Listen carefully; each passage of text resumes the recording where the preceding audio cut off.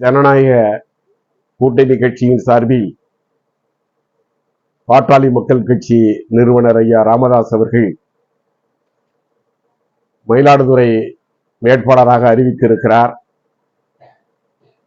பொது வாழ்க்கையில் எல்லோராலும் அறியப்பட்டவர், எல்லோரிடமும் எளிய முறையில் பழகக்கூடியவர், எல்லோருடைய நன்மதிப்பை பெற்றவர்.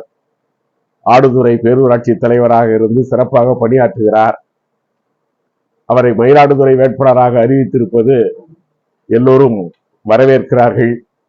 நிச்சயமாக வருகிற தேர்தலில் நாடாளுமன்ற வேட்பாளர், நாடாளுமன்ற உறுப்பினராக மக்களால் தேர்ந்தெடுக்கப்பட்டு சிறப்பாக செயலாற்றுவார் என்று நினைக்கின்றேன். அதைத்தான் மயிலாடுதுறை தொகுதி மக்களும் மகிழ்ச்சியோடு ஏற்றுக்கொள்கிறார்கள் என்பதை தெரிவித்துக் கொள்கிறேன்.